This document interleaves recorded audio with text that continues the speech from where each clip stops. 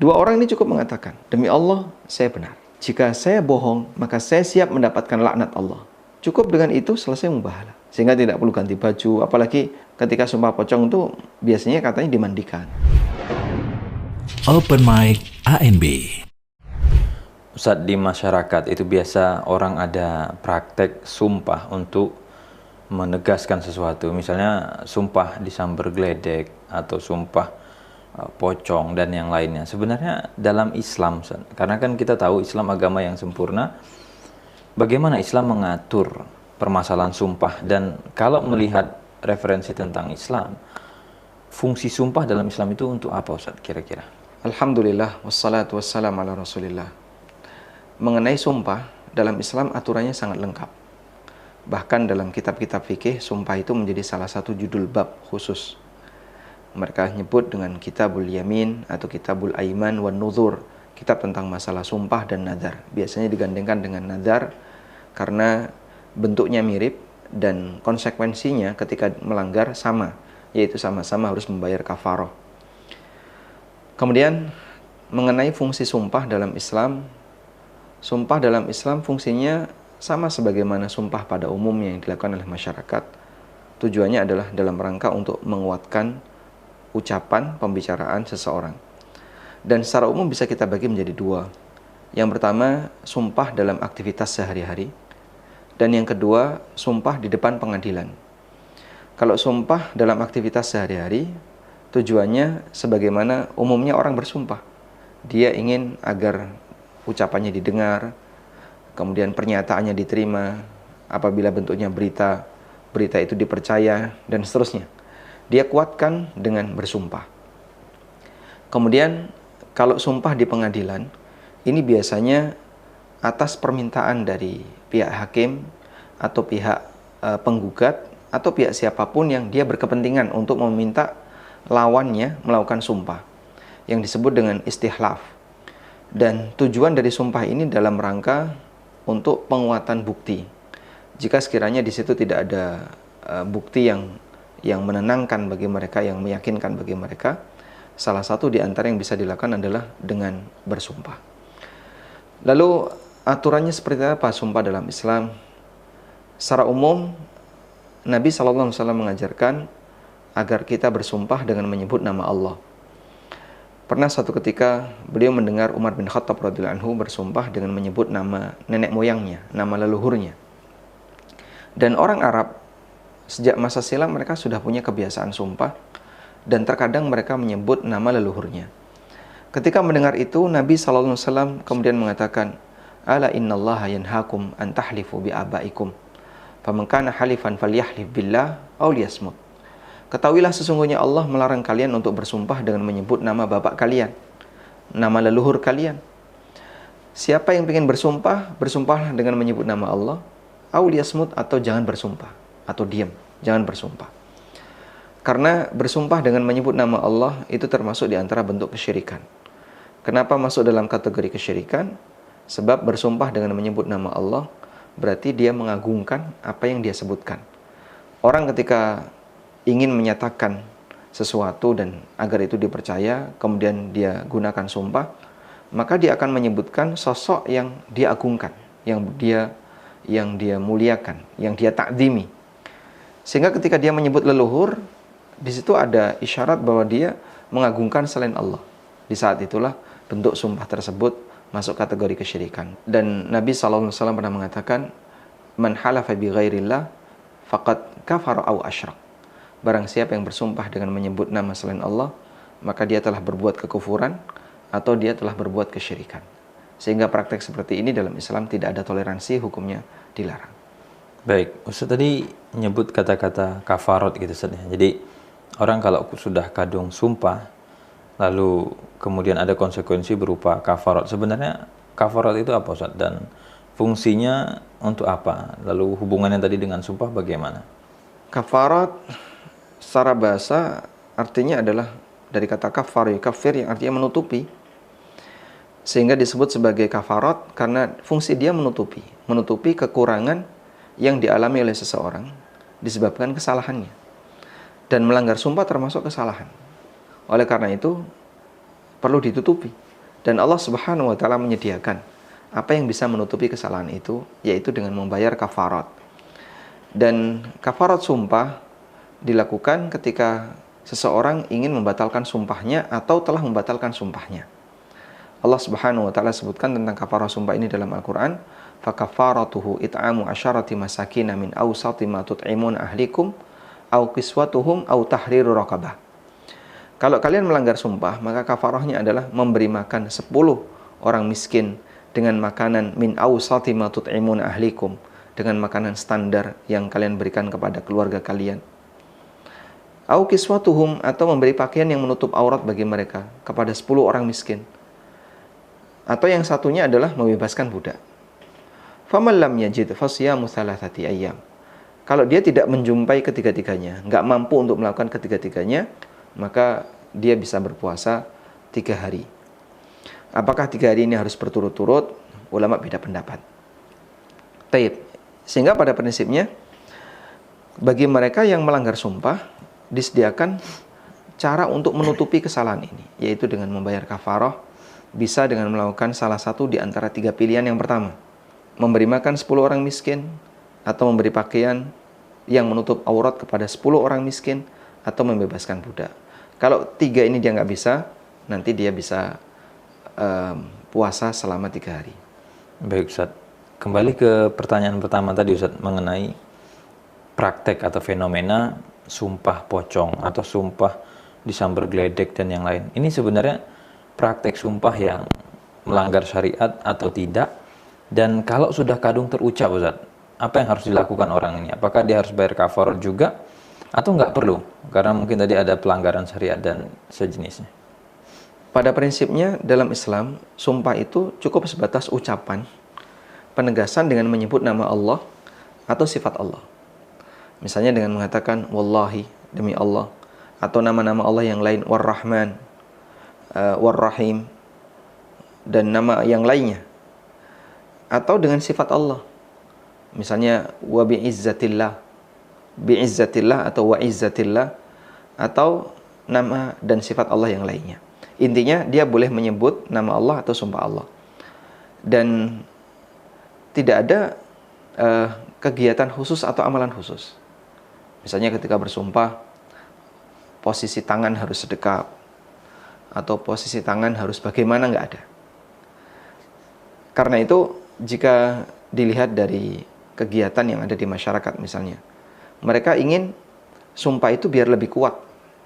Lalu dilakukan agenda tertentu atau kegiatan tertentu, misalnya memakai kain kafan, dibuat seperti pocong, lalu dia disuruh untuk menyatakan sumpah.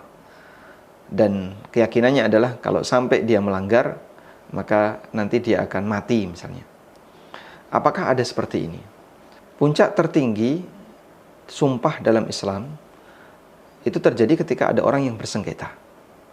Nah, kemudian dalam sengketa itu mereka ingin menetapkan siapa sih yang benar dan siapa yang bohong. Dalam hal ini ada yang disebut dengan mubahalah dan ada yang disebut dengan li'an. Bedanya di mana? Kalau mubahalah sifatnya hanya untuk menegaskan siapa yang benar, siapa yang bohong dalam setiap urusan, selain praktek perzinaan, selain selingkuh. Tapi untuk li'an ini hanya terjadi pada kasus selingkuh. Ketika seorang istri selingkuh, suaminya menuduh istrinya selingkuh dan dia nggak punya bukti, tidak bisa mendatangkan 4 saksi, dan suaminya tidak punya bukti berupa saksi untuk penguatan di pengadilan bahwa istrinya selingkuh.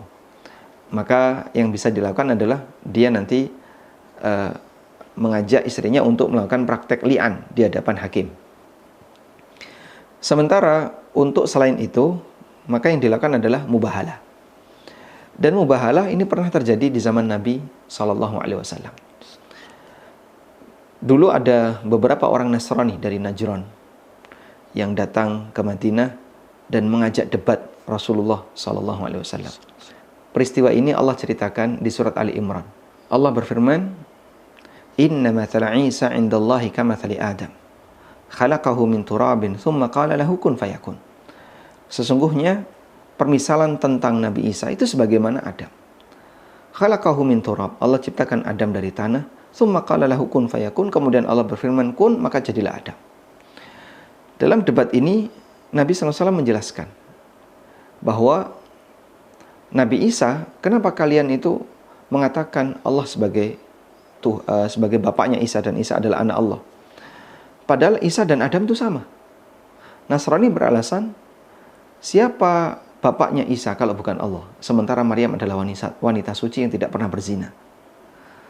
Maka Al-Quran mengajarkan, kalau kalian bisa mengimani ada seorang manusia yang tercipta tanpa bapak, tanpa ibu, yaitu Nabi Adam, kenapa kalian sulit untuk mengimani ada manusia yang tercipta punya ibu, nggak punya bapak, yaitu Nabi Isa? Maka Allah jelaskan, inna mathala Isa kamathali Adam. Pembahasan tentang Isa sebagaimana Adam. Allah ciptakan Adam dari tanah, kemudian Allah berfirman, kun, maka jadilah Adam. Al-haqqu min rabbika fala takunanna minal mumtarin. Kebenaran itu dari Allah, maka janganlah kalian menjadi orang yang ragu. Lalu Allah Subhanahu wa taala mengatakan, "Faman hajjaka fihi min ba'di ma ja'aka minal ilm, faqul ta'alu nad'u abna'ana wa abna'akum wa nisa'ana wa nisa'akum wa anfusana wa anfusakum thumma nabtahil fanaj'al la'natallahi 'alal kadhibin." Kalau sudah mendapatkan penjelasan seperti ini, faman hajjaka fihi, siapa yang mendebatmu wahai Muhammad berkaitan dengan masalah Isa, bahwasanya dia bukan anak Tuhan, dia bukan anak Allah. Faqul ta'alau, ajak kepada mereka. Ta'alau nad'u abna'ana wa abna'akum. Mari kita undang anak-anak kita, anak-anak kalian, anakku dan anak kalian. Wa nisa'ana wa nisa'akum, istri kalian dan istriku. Wa anfusana wa anfusakum, diri kalian dan diriku dan diri kalian. Thumma nabtahil, kemudian kita melakukan mubahalah. Fa naj'al la'natallahi 'alal kadzibin, lalu kita jadikan laknat Allah berlaku untuk siapa di antara kita yang pendusta, yang salah klaimnya. Sehingga di sini ada tantangan yang diberikan oleh Al-Quran melalui nabinya sallallahu alaihi wasallam kepada orang-orang Nasrani yang waktu itu datang ke Madinah dari Najran. Kalau kalian tetap ngeyel berkaitan bahwa Nabi Isa itu bukan anak Allah, buat mubahalah. Siapa di antara kalian yang berdusta, maka dia akan mendapatkan laknat dari Allah. Sampai mereka kemudian berdiskusi, ini diterima nggak tawarannya. Hingga kebanyakan mereka, mayoritas mereka, lalu memutuskan jangan diterima. Karena kalau benar bahwasanya Muhammad ini Nabi, kalian pasti kalah dalam mubahalah. Dan nanti efeknya akan terjadi laknat yang turun pada dirinya, pada istrinya, anak-anaknya, pada keluarganya. Mereka nggak berani. Akhirnya mereka mundur. Lalu mereka minta, kalau begitu gantikan siapa di antara sahabatmu yang bisa menggantikan kamu. Nabi SAW kemudian menunjuk Abu Ubaidah ibn Jarrah. Dan beliau mengatakan, innahu aminu hadhil ummah. Bahwasanya beliau adalah amin hadhil ummah. Orang yang amanah kepercayaan di tengah umat ini. Dan ini contoh sumpah puncak. Jadi bentuknya adalah mubahalah. Mubahalah itu memberikan laknat kepada siapa yang berdusta, yang berbohong dalam sebuah sengketa atau kasus yang belum selesai antara dua orang. Ustadz, mengenai sumpah pocong tadi Ustadz, sebenarnya di video kita sebelumnya kita pernah bahas kasus Vina itu. Nah sekarang sempat naik lagi Ustadz mengenai sumpah pocong untuk menegaskan kebenarannya. Dan bisa nggak Ustadz praktek sumpah pocong ini menjadi halal atau boleh? Karena kan hanya sekedar kemasan Ustadz ya. Maksudnya ya tampilan saja yang dibungkuskan kafan, tapi intinya kan menggunakan Al-Quran. Intinya menegaskan bahwa ya ini adalah benar apa yang saya sampaikan, benar apa yang saya ucapkan. Apakah itu bisa Ustadz melegalkan sehingga kita bilang ya ini tidak apa-apa, ini halal, ini boleh. Adapun masalah ya pakaian ya sama seperti kayak kita pakai batik lah mungkin gitu. Itu gimana Ustadz tanggapannya? Sumpah pocong dengan cara di mana yang bersumpah dikasih pakaian kain kafan ya. Tentu saja orang memakai seperti ini bukan hanya sebatas pakaian. Akan berbeda ketika kita pakai dress code kayak gini ya. Kamu pakai ini, pakai ini. Ada nggak unsur ideologi yang melekat di situ? Nggak ada. Nggak ada. Misalnya orang pakai batik atau pakai baju seperti ini, ada nggak sisi keyakinan tertentu? Saya pakai ini biar A, biar B, biar C. Saya yakin nggak ada ya, nggak ada. Lain halnya kalau tiba-tiba ada orang pakai kain kafan, kemudian dibuat seperti pocong. Kamu pakai ini tujuannya apa? Saya mau bersumpah. Terus tujuannya apa? Dia punya keyakinan dengan pakai ini, kalaupun sumpahnya salah, dia akan mati. Dan adanya keyakinan itu tentu saja akan berbeda suasananya jika dibandingkan dengan orang memakai batik, orang pakai baju A, baju B. Bukan hanya sebatas bajunya. Tapi di balik itu ada ideologi yang dia inginkan. Oleh karena itu dalam hal ini, jika saya dimintai sarannya, kalau ada orang yang mau mempraktekkan sumpah pocong itu sebaiknya gimana? Sebenarnya sudah ada panduannya kalau mau bersumpah dengan kasus yang ingin ditegaskan. Dan di situ ada ketegangan yang nggak selesai, yaitu dengan cara mubahalah. Cukup dengan mubahalah. Insya Allah itu sudah mewakili. Karena inti dari sumpah itu adalah penegasan.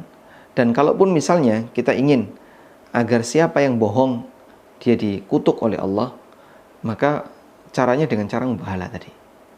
Tidak perlu pakai ganti pakaian dan seterusnya, namun dengan pernyataan. Tsumma nabtahil fanaj'al la'natullahi 'alal kadhibin. Kita bermubahalah dan kita tetapkan siapa yang pembohong dia akan mendapatkan laknat Allah. Dua orang ini cukup mengatakan, demi Allah saya benar. Jika saya bohong, maka saya siap mendapatkan laknat Allah. Pihak yang kedua juga menyatakan yang sama. Demi Allah saya benar. Jika saya bohong, maka saya siap mendapatkan laknat Allah. Cukup dengan itu selesai mubahalah.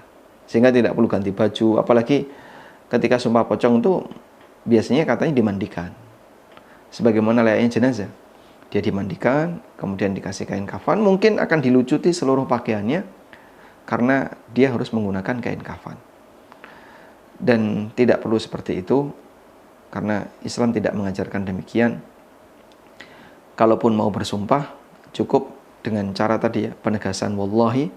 Jika mau lebih kuat lagi dan ada konsekuensi bagi siapa yang bohong, ingin agar konsekuensi itu ditimpakan di dunia, cukup dengan kalimat saya siap dilaknat oleh Allah di dunia atau di akhirat jika saya bohong. Dan itu yang dimaksud dengan mubahalah. Baik Ustaz, apa nasihat Ustaz untuk masyarakat kita secara umum mengenai sumpah atau mubahalah tadi? Di momen-momen apa mereka itu, ini kamu perlu sumpah nih, ini kamu perlu mubahalah, agar jangan sampai sumpah atau mubahalah tadi dilakukan pada hal-hal yang sebenarnya nggak perlu juga sumpah atau nggak perlu juga mubahalah. Itu gimana Ustaz arahan untuk mungkin masyarakat? Allah Subhanahu wa taala sudah memberikan arahan itu dalam Al-Qur'an di surat Al-Maidah.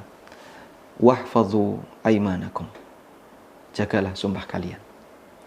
Makna menjaga sumpah itu ada 3. Yang pertama, sebelum bersumpah jangan gampang bersumpah. Tahan lisan kalian, tahan diri kalian. Lebih baik tidak bersumpah daripada bersumpah. Kenapa? Karena ketika kalian bersumpah itu menyebut zat yang maha agung, zat yang maha besar, yang maha mengetahui, Allah Subhanahu wa taala. Sehingga muliakan nama Rabbmu, jangan gampang kau gunakan dalam sumpah, apalagi hanya untuk urusan yang remeh, untuk urusan duniawi, untuk urusan yang ringan. Maka jangan sampai kau ini bersumpah dalam rangka mengagungkan nama Allah. Artinya, aku malu untuk sampai menyebut nama Allah jika dalam hal ini aku bersumpah sementara untuk hal yang seperti ini, hal yang remeh. Udahlah, selesaikan saja tanpa harus bersumpah. Ini makna yang pertama. Makna yang kedua, kalaupun orang itu sangat butuh untuk bersumpah, kemudian dia bersumpah, maka jagalah sumpahmu dengan cara bersumpah yang benar. Jangan sampai dia bersumpah untuk sesuatu yang dusta. Yang kedua, kalau sudah terlanjur bersumpah, jaga jangan sampai dibatalkan. Yang ketiga, makna yang ketiga, jika kamu terpaksa harus membatalkan, maka bayar kafarahnya. Ini 3 makna berkaitan dengan arti dari wahfadzu aimanakum, jagalah sumpah kalian. Maka pada prinsipnya kaum muslimin, agar dia bisa lebih cerdas dalam menjaga lisannya, Anda memang butuh untuk menegaskan kalimat itu, tapi terkadang tidak harus pakai sumpah. Apalagi dalam urusan dunia ya, yang mungkin untung juga nggak seberapa, rugi juga nggak seberapa. Barangkali tidak perlu harus sampai diiringi dengan sumpah, jika hanya untuk urusan uang sekian ratus ribu atau sekian juta, karena kita memuliakan nama Allah Subhanahu wa taala.